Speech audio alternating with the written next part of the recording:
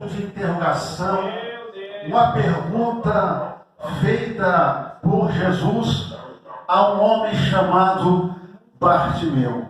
O interessante nessa pergunta é que quando nós lemos o seu contexto como um todo, nós vamos entender que essa pergunta de Jesus, ela vai nascer em meio a uma disputa teológica entre Jesus e os fariseus. Quando você abre a sua Bíblia, no livro do Evangelho segundo escreveu Marcos, capítulo de número 10, do seu versículo de número 1, aonde você vai começar a entender o contexto desse acontecimento, você vai entender que ali o evangelista Marcos vai narrar uma disputa teológica entre Jesus e os fariseus. E essa disputa teológica era a respeito do matrimônio, era a respeito do casamento, era a respeito do divórcio, se o homem deveria ou não se divorciar de sua esposa, e se ele deveria se divorciar da sua esposa, por que deveria? Mas se ele não puder divorciar da sua esposa, por que ele não poderia assim fazer? Então nós podemos concluir com toda certeza que essa indagação de Jesus, ela nasceu no meio dessa confusão, ela nasceu no meio dessa disputa entre Jesus e os fariseus. Eu quero nesta noite abrir o primeiro parênteses para entregar a primeira mensagem ao seu coração nesta noite, aquilo que Deus já sentou no meu coração. Talvez a tua vida também está sendo uma bagunça, talvez você saiu da sua casa e deixou a sua casa de ponta cabeça, ninguém entende ninguém lá na sua casa, todo mundo fala línguas diferentes, talvez você veio para o culto deixando a sua casa totalmente bagunçada, mas a pergunta de Jesus nesta noite é: o que queres que eu te faça? Talvez a tua vida está bagunçada fisicamente falando, porque nessa semana você passou no seu médico e ele disse que é o seu problema, a enfermidade que está no seu corpo já não tem mais cura, mas Jesus continua perguntando: o que queres que eu te faça? Talvez você está vivendo uma grande porta fechada, parece que a porta se abre para todo mundo, menos para você, mas Jesus continua perguntando: ei meu filho, o que queres que eu te faça? Talvez você ouviu uma palavra desanimadora nessa semana, dizendo que você é um fracassado, dizendo que você não vai conquistar, dizendo que você não vai realizar o seu sonho, não vai conquistar os seus objetivos, mas a pergunta do bom mestre nessa noite é esta: filho, o que queres que eu te faça? Eu acho que você não entendeu o que eu quero dizer, então vou ser mais explícito para você nesta noite, para toda a situação da tua vida. A pergunta de Jesus vai ser a mesma: o que queres que eu te faça? O que queres que eu te faça? O que queres que eu te faça? O que queres que eu te faça? Aproveite, porque hoje a gente está te dando essa oportunidade, perguntando para você o que queres que eu te faça. O interessante dessa indagação, dessa pergunta de Jesus, porque ele está falando de oportunidade. E por que eu estou dizendo isso? Quando nós lemos a Bíblia Sagrada, tanto no Velho Testamento quanto no Novo Testamento, nós vamos entender que pouquíssimas vezes na história Deus se apresenta para o homem e faz essa pergunta. Quando você lê a sua Bíblia, lá no livro de Gênesis, você vai ver que Deus fez muita coisa na vida de Abraão, na vida de Isaac, na vida de Jacó, mas você não vai encontrar Deus perguntando para Abraão: Abraão, o que queres que eu te faça? Quando você lê a história do profeta Isaías, o profeta messiânico, aquele que mais falou da vida do bom mestre chamado Jesus, você vai entender que em nenhum momento Deus se apresenta para ele e pergunta: ei profeta Isaías, o que queres que eu te faça? Pouquíssimas vezes na história Deus aparece perguntando ao homem: o que queres que eu te faça? A única vez que Deus aparece na Bíblia, lá no Velho Testamento, perguntando a alguém: o que queres que eu te faça? É quando o rei Salomão vai assumir a grande potência de Israel. A minha Bíblia diz que o rei Davi já havia morrido e agora Israel precisava de um novo rei, e Deus havia escolhido o seu filho por nome Salomão para administrar a grande nação chamada Israel. Só que tinha um porém: Salomão não tinha sabedoria, Salomão nunca tinha trabalhado com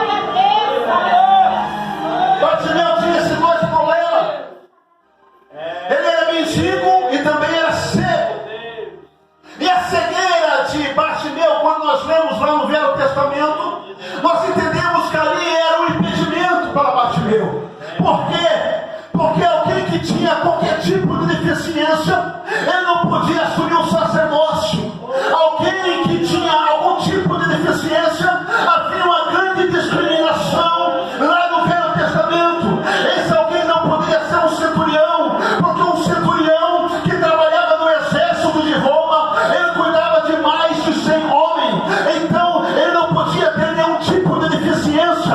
É por essa razão que quando você lê a sua Bíblia e você encontra Jesus lá no Getsemane, quando Jesus estava para ser preso, a Bíblia diz que quando o soldado romano chegaram diante de Jesus, alguém chega, tira da sua espada e corta a orelha daquele moço que era servo de um sacerdote. A minha Bíblia diz que exatamente quando isso aconteceu, Jesus vai, pega a orelha daquele moço e faz um milagre, colocando no lugar. E aí você pergunta por que Jesus se preocupou com isso? Porque Jesus conhecia a história daquele rapaz. Aquele rapaz tinha um grande sonho, e o sonho dele era deixar de ser servo de sumo sacerdote e ser de fato um sacerdote. Mas sem a orelha ele não podia ser sacerdote. Por quê? Porque sem a orelha ele tinha uma deficiência, e Jesus sabia disso. Jesus conhecia a história dele. Jesus sabia que em toda a vida dele, desde criança, ele estudava o Torá, que era a Bíblia Sagrada na época. Ele conhecia toda a Bíblia, de Gênesis a Apocalipse. Só que sem a orelha ele não podia ser sacerdote. Quando alguém corta a orelha daquele moço, ele estava cortando o sonho dele. Ele estava cortando a possibilidade de um dia ele ser de fato um sacerdote. Só que Jesus conhecia o sonho dele. Jesus sabia que ele tinha um sonho, o desejo de ser sacerdote. Então ele vai lá e faz um milagre. Ei, talvez alguém cortou o seu sonho, talvez alguém passou a espada no teu sonho, talvez alguém passou a espada no teu projeto para esse ano de 2023. Mas o meu Deus está dizendo essa noite: alegra o teu coração, porque se alguém passou a espada na tua orelha, se alguém passou a espada no teu sonho, o meu Deus diz aqui nesta noite para colocar tudo no lugar. Você vai voltar a sonhar, o projeto vai dar certo sim. 2023 será um ano de vitória para a tua casa, para a tua família, para o teu ministério, para essa igreja, para a tua vida, porque Deus conhece os seus filhos. Aleluia! Oh, bendito seja Deus!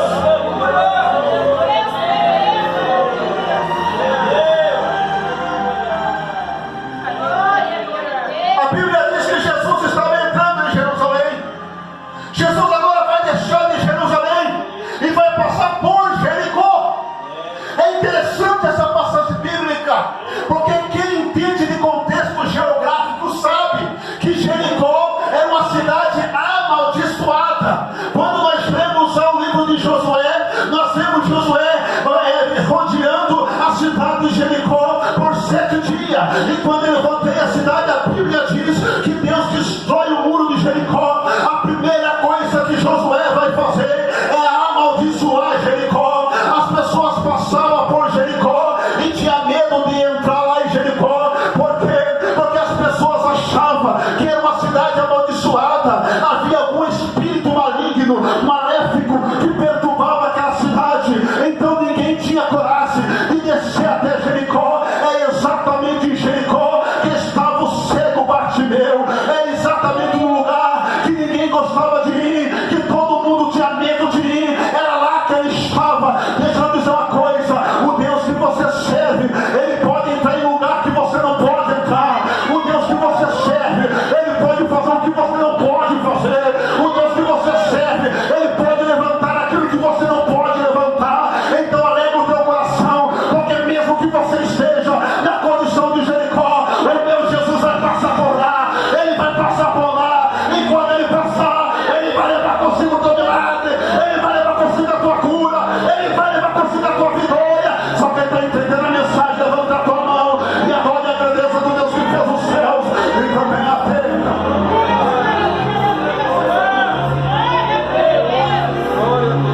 Eu imagino que quando Jesus olha para os discípulos e fala: vamos até Jericó, eu imagino que os seus discípulos olham para Jesus e falam: Senhor, o Senhor deve estar maluco, o Senhor não deve estar batendo bem na cachola. Será que o Senhor não conhece a história de Jericó? Jericó é uma cidade amaldiçoada. Só que Jesus, e creio eu, que ele olha para os seus discípulos e fala: não tem problema, a cidade pode ser amaldiçoada,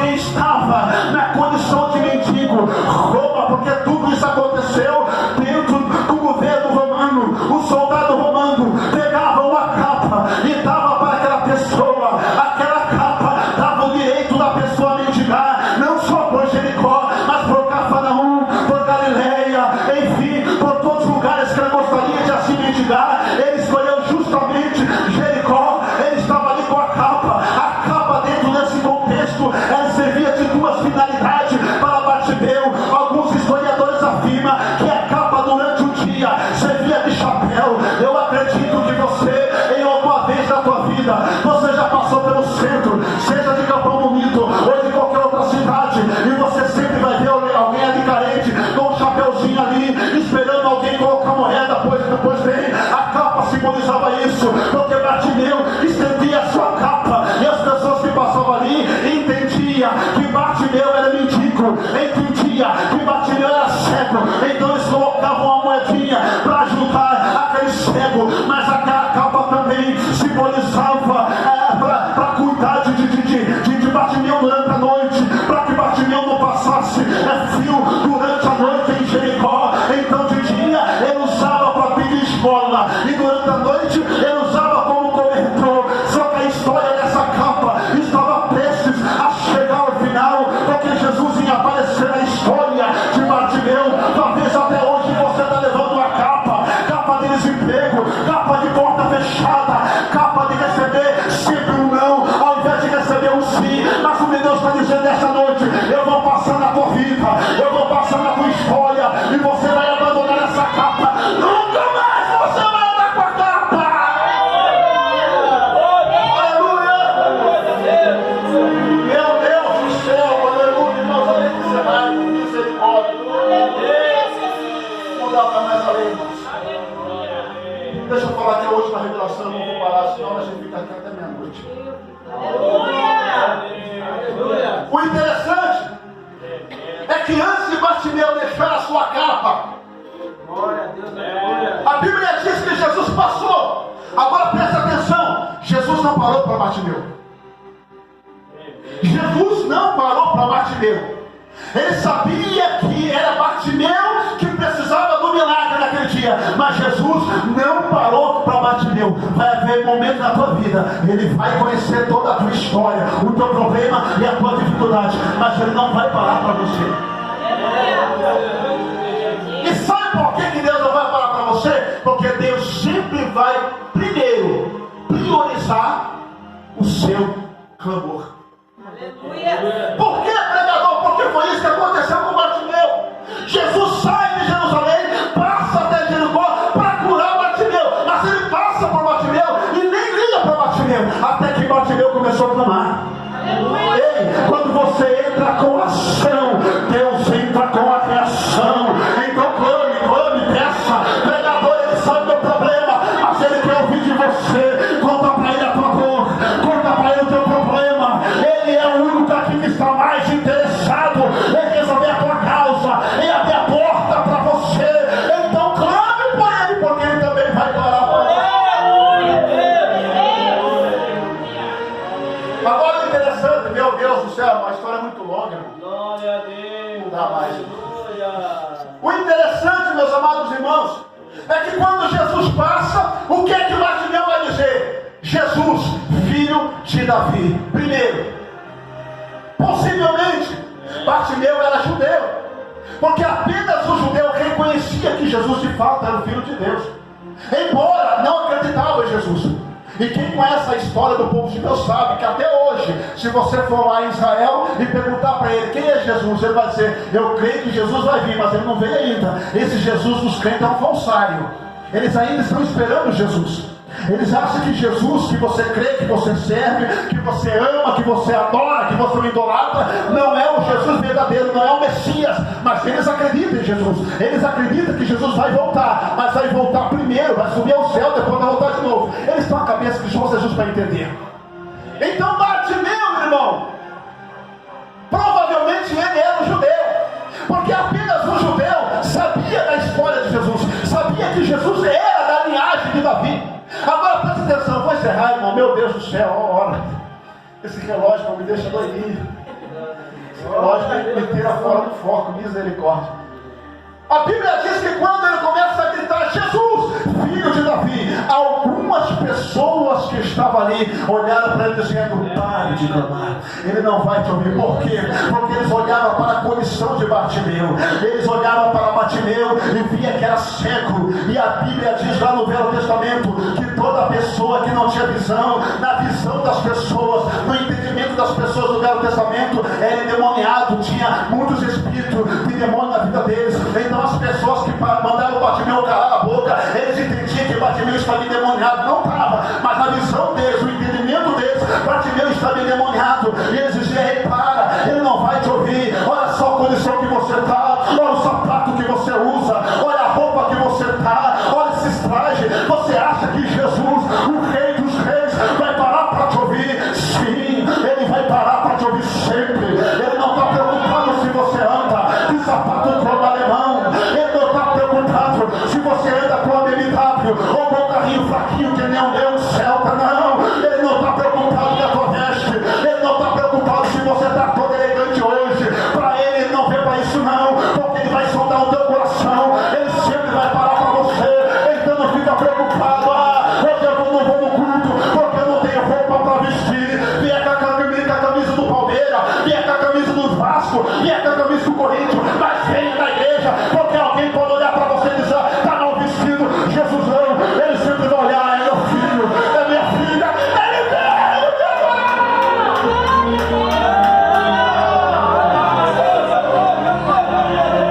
De qualquer maneira, de qualquer jeito, mas venha a sua oração, glória a mão de Deus.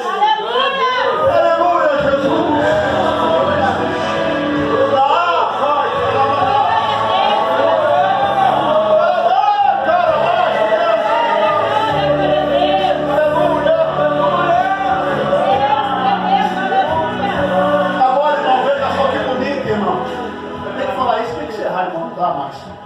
Olha só que bonito. Eles disseram, para de clamar, o mestre não vai te ouvir. Só que em vez de Bartimeu se calar, a Bíblia diz que ele gritava cada vez mais alto. Quando alguém mandar você se calar, clame cada vez mais alto. O seu negócio é com Deus, o seu negócio é com Jesus, o seu negócio é com o Espírito Santo. Se você não gosta dos meus gritos quando eu prego, fazer o que, meu filho? Deus me usa assim, eu sou vaso dele, eu sou servo dele, ele me usa como ele quiser, ele me usa do jeito que ele quiser. Eu não tenho culpa se ele me usa desse jeito. Eu vou continuar gritando sim, eu vou continuar clamando sim. Quando alguém disser para você parar de clamar, a Bíblia diz que Bartimeu gritava mais alto ainda. Ei, que tal você aumentar o tom do seu grito?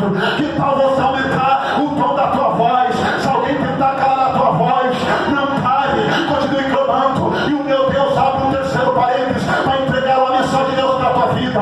Toda aquela pessoa que tentou parar pelos seus gritos, todas aquelas pessoas que pediu para você ficar em silêncio, todas aquelas pessoas que tocou no teu ministério, todas aquelas pessoas que tocou na sua vida espiritual, na sua vida conjugal, na sua vida familiar, na sua vida empresarial, o meu Deus está dizendo, eles não vão ficar sem resposta, porque você tem um Deus que luta por você. Eles não vão ficar sem resposta.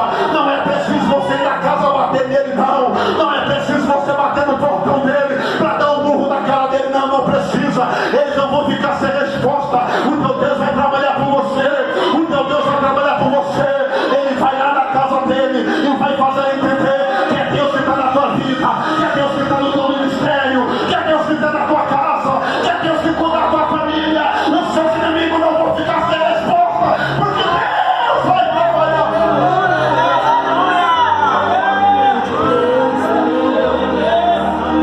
Oh, dá bacana, irmãos. Não dá mais, coloca de pé, coloquinha mais no lugar. Vamos orar. Altíssimo Deus, soberano e eterno Pai, em nome de Jesus Cristo, teu bendito Santo Filho amado, nós te louvamos, ó Deus, por essa noite, por tudo que o Senhor fez e por tudo que o Senhor ainda há de fazer. Afinal de contas, o culto ainda não terminou. A minha oração, Deus, é que o Senhor possa abençoar todos que vieram para essa reunião, aqueles que iniciaram essa campanha. Senhor, ajuda eles a continuar, Senhor, a não quebrar o elo, a não quebrar sobre esse compromisso de terminar essa campanha, porque eu estou certo, Senhor, que no final dessa campanha o Senhor fará coisas extraordinárias. Deus, que o Senhor possa abençoar todos que vieram aqui nesta noite, que ouviram a tua palavra, os que não puderam ouvir também. Tu sabe a razão, tu sabe o motivo, mas que o Senhor possa alcançá-los também na noite desse dia, e que a bênção do Senhor possa permanecer sobre a nossa casa, sobre a nossa família, não somente hoje, mas para todos sempre. Amém, meus irmãos. Vamos tomar o seu assento, se vocês assim